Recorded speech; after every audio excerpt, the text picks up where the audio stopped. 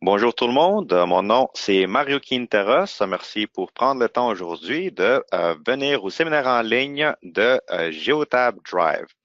Aujourd'hui, on va parler un petit peu sur le dispositif Go7 et ça fonctionne comment avec la section des heures de service. Donc, le dispositif Go7, ça a l'air un beeper des années 90. Ça va se plugger, ça va se connecter directement dans le port OBD2 de votre véhicule et ça va commencer immédiatement à transmettre de l'information au cloud ou à ma Geotab. Donc, MyGeotab, c'est une plateforme télématique de source ouverte. Les principales caractéristiques comprennent une installation vraiment simple, comme je vous mentionnais, ça fait juste un moment. Ça a un temps d'acquisition GPS le plus rapide dans l'industrie et ça enregistre des données de la plus haute qualité. On a aussi la capacité de détecter des accidents et pouvoir configurer pour des notifications. Également, on peut capturer des données de véhicules vraiment avancés et on peut ajouter des add-ons sur notre plateforme pour qu'on puisse vraiment faire un écosystème extensible, puis assurer que notre flotte soit à l'épreuve du futur. Donc, Geotab a été désigné autour de 5 piliers. On les appelle les 5 piliers Geotab. Le premier, c'est la productivité. La sécurité, c'est le deuxième. Le troisième, c'est l'optimisation de la flotte. Et où on va se concentrer aujourd'hui, c'est la conformité. On va voir les heures de service. Donc, la plateforme de Geotab Drive, c'est la plateforme du ELD ou des Electronic Login Device, qui est le Go7. Puis, on va vous montrer comment travailler avec la plateforme de Geotab Drive, sinon l'application. Et pour finir, le cinquième pilier, c'est l'évolutivité, ce qui est la section du kit de développement de logiciels, ou en anglais, le SDK, qui va pouvoir nous permettre pouvoir expandre un petit peu plus notre plateforme. Donc, l'agenda pour aujourd'hui, ça va être comment se connecter à l'appli de Geotab Drive, comment faire des rondes d'inspection DVIR. On va voir le tableau de bord de l'application. Puis, on va se concentrer dans la section des heures de service, ou HOS pour les initiales en anglais. On va voir les exemptions et le mode d'inspection. Et finalement, on va vous montrer comment se déconnecter de l'application et comment réussir à changer les statuts présentement. OK, donc maintenant, ce que je vais faire, je vais monter dans un simulateur qu'on a ici à Geotab pour vous montrer exactement comment que Geotab Drive fonctionne.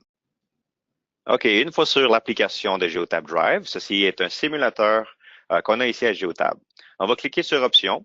Puis ça va nous donner les options pour rentrer le nom d'usager, le nom de la base de données et le nom du serveur. Si vous ne connaissez pas cette information-là, vous pouvez contacter votre administrateur, là, qu'il ou elle auront cette information. Une fois on a ajouté l'information, on va cliquer sur Prochain et on va insérer le mot de passe qui correspond à notre nom d'usager. Une fois fait, l'information va se synchroniser avec le système et on n'aura seulement qu'à suivre les pas ici avec l'application Geotab. On voit ici que l'application nous demande de sélectionner un véhicule. Donc, moi, je peux simplement écrire le nom de mon véhicule et le sélectionner. On peut ici sélectionner un remorque. Si je suis prêt, moi, je vais continuer sans remorque. Donc, je vais continuer. Et la même chose avec les expéditions. Si j'ai de la documentation que je veux ajouter, je peux ajouter une nouvelle expédition. Sinon, je peux continuer sans ajouter de l'information. Donc, je vais simplement cliquer sur Continuer. Maintenant, parce que le véhicule a été en mouvement, puis ça veut dire que j'ai créé des fichiers ou des fiches journalières, ça va générer ici, puis ça va me rappeler de vérifier les journaux. Donc, moi, pour le moment, ce que je vais faire, je vais ignorer ça parce qu'on va faire un démo vraiment rapide ici. Finalement aussi, ça va nous demander de réclamer des fiches journalières qui ne sont pas assignées. Donc, si je reconnais ici, il y a des séries de voyages que moi j'ai faites, puis ça me correspond, je peux les sélectionner, aller jusqu'en bas, puis me les assigner à moi-même. Et je peux simplement valider. Là, le système va continuer avec la ronde de sécurité ou le DVIR. Maintenant, ça va me montrer le véhicule que j'ai présentement. Puis, je vais pouvoir continuer avec l'inspection. Ici, ça va me donner la date et l'heure à laquelle la dernière inspection a été réussie. Pour continuer, on va cliquer sur Inspecter. Là maintenant, le système va me montrer l'inspection précédente. Je peux la vérifier rapidement et je peux certifier l'inspection précédente. Une fois c'est fait, je suis prêt pour la nouvelle inspection. Là, le DVIR ou l'inspection sera pour le véhicule montré en haut ici. Et je peux continuer avec la nouvelle inspection. Donc ça, c'est une liste que notre administrateur peut créer par défaut ou peut créer une liste personnalisée. Donc moi ici, ce que je vais faire, disons qu'on a une défaillance.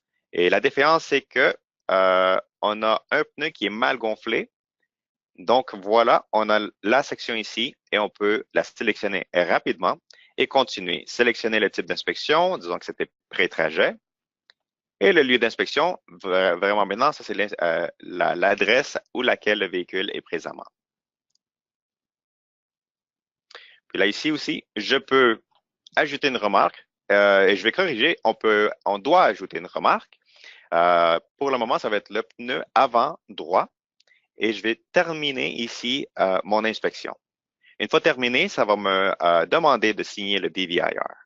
Donc, ce véhicule a été inspecté conformément à la réglementation régionale ou fédérale. Oui ou non, moi je vais dire oui pour pouvoir continuer. Là maintenant, le système aussi va me dire que j'ai une violation imminente pour mon nom d'utilisateur ici. Donc moi, pour le moment, je vais valider ça. Ça, c'est par exprès, je vais vous montrer dans un instant. Avant de continuer, je vais vous montrer aussi, ça a l'air de quoi, le tableau de bord ici. Ça, c'est le tableau de bord de l'application où on a la section de HOS, les heures de service. On a la section de ronde de sécurité, ça c'est le DVIR, puis on voit les défauts, le défaut qu'on vient juste de faire maintenant. Cette section-là, ça c'est la section des messages. Donc, si notre administrateur est en train de se communiquer avec nous, de nous envoyer des messages, ils vont être reliés ici. Ici en bas, on va voir le véhicule qu'on est en train de conduire en ce moment-là. Si on veut le changer, on n'a qu'à sélectionner cette section-là ici. Avec la loupe, l'icône de la loupe, on a simplement le mode d'inspection. Et finalement, on a les paramètres. Donc, je vais commencer avec les paramètres. On va commencer d'en bas jusqu'en haut. Donc, les paramètres, si on sélectionne, on peut faire ou rechercher des mises à jour. On peut changer le mot de passe directement depuis l'appli ou on peut envoyer une rétroaction aussi. On a des renseignements additionnels. On a le nom de l'entreprise, le fuseau horaire et les unités avec laquelle on est en train de mesurer les quantités ici, disons les gallons ou par litre. Puis, on a la dernière version du serveur.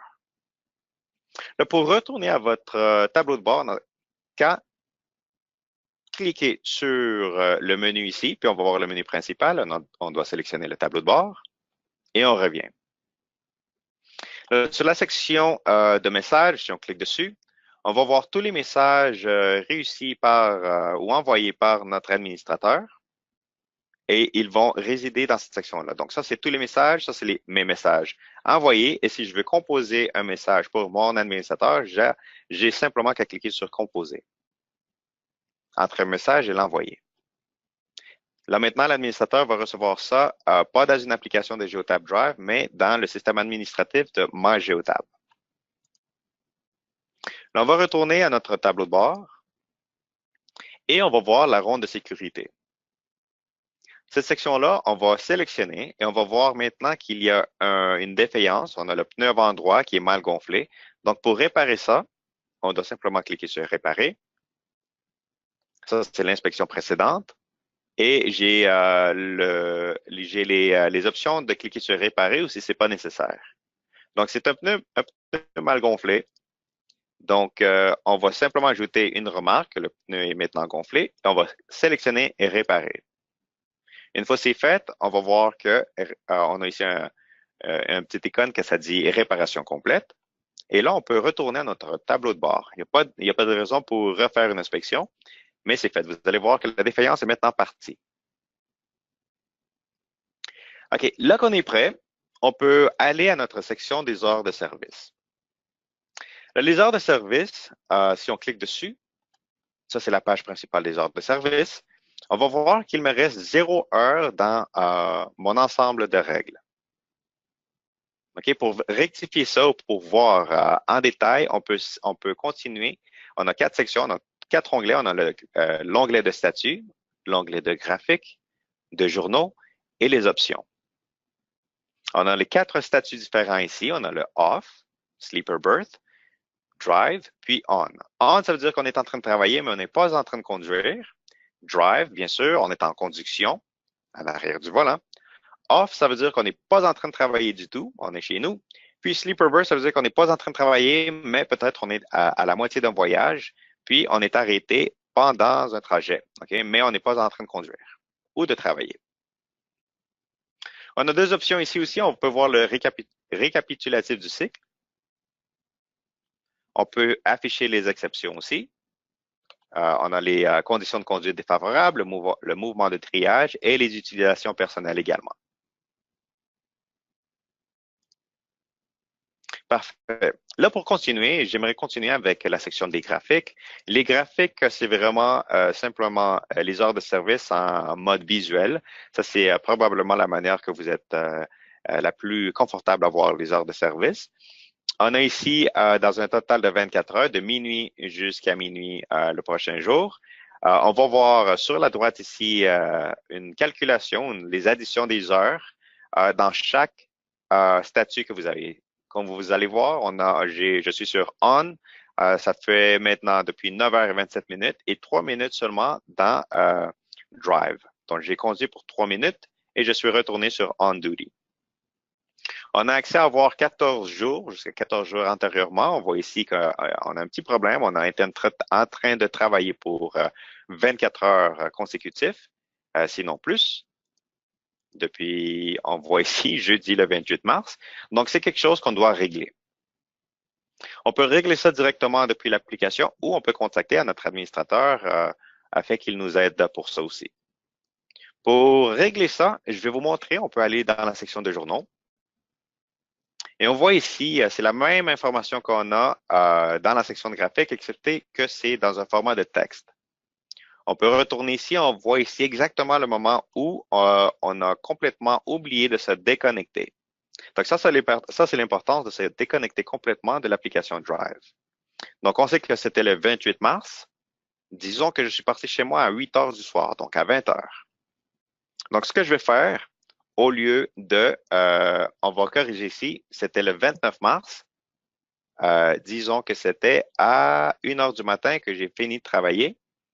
OK, on voit la différence ici. Parce que ça, c'était la suite de la journée. Donc, pour régler ça, tout simplement, ce que je vais faire, je vais ajouter une fiche journalière par cliquant le bouton du plus. Donc, j'étais sur Off.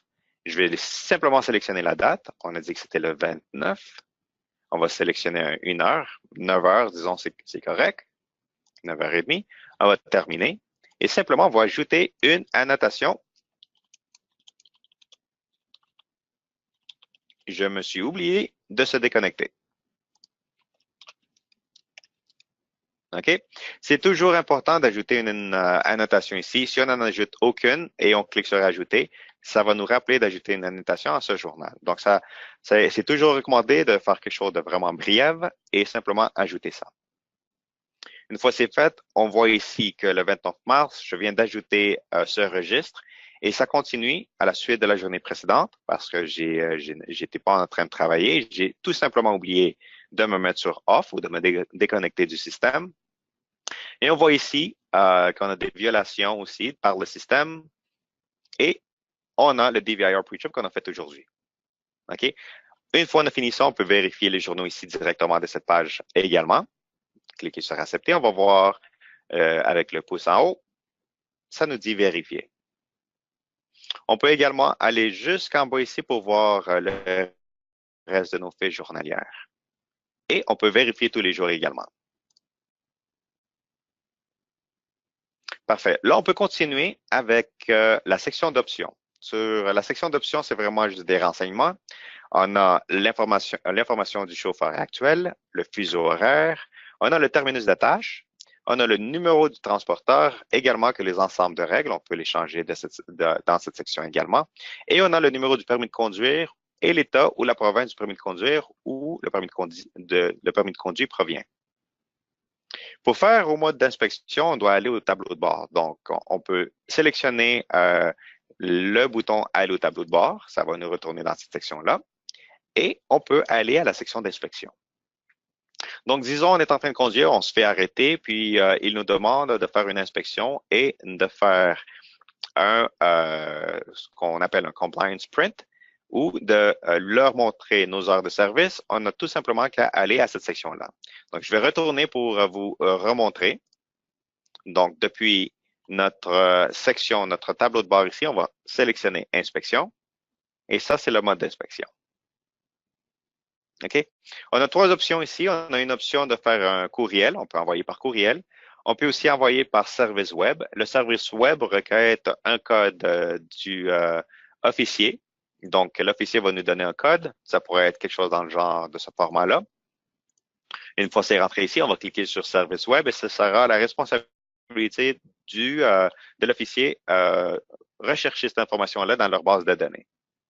Ou la troisième option, c'est de faire un compliance print. Par cliquant sur ce bouton-là, ça va nous apporter dans la section du rapport où laquelle les autorités vont avoir besoin et auront toute l'information requêtée par la loi.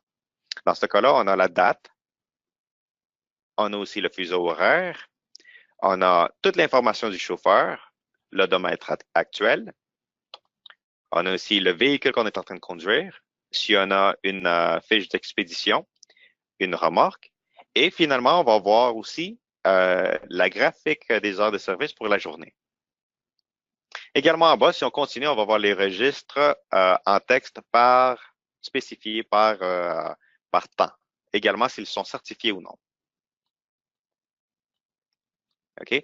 Là, maintenant aussi, on aura accès à les journées selon commandées par la loi, à votre ensemble de règles.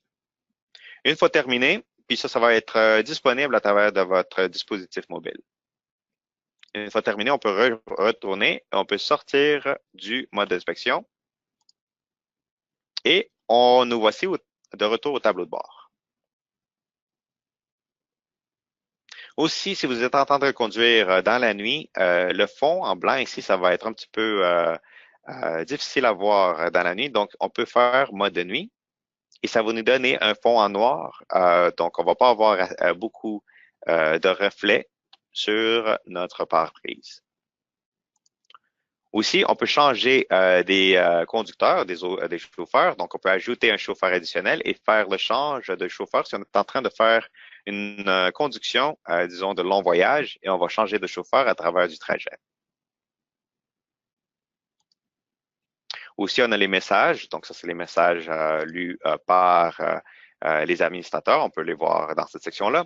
Et finalement, ici, avec le petit triangle, avec le point d'exclamation, ça, c'est où on voit si le GPS est connecté, si l'application est connectée à notre base de données et si le véhicule est aussi connecté. Donc, s'il y a quelque chose qui manque ici, ça sera visible dans cette section ici du côté droit, dans la partie supérieure de la page.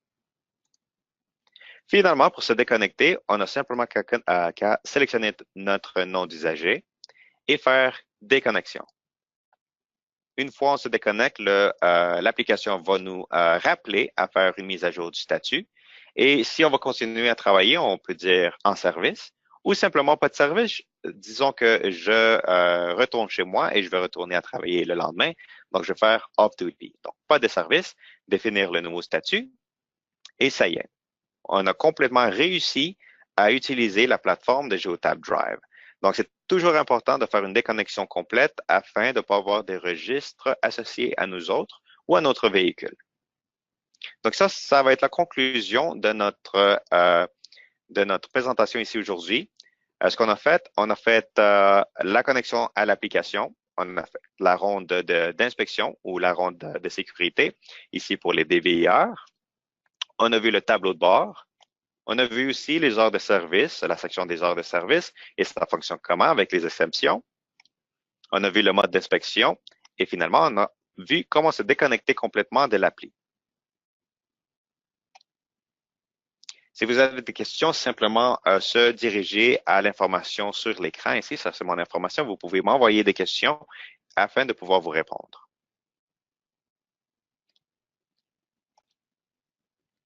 Merci pour avoir prendre le temps aujourd'hui de vous rejoindre à nous pour sur cette session de Geotab Drive.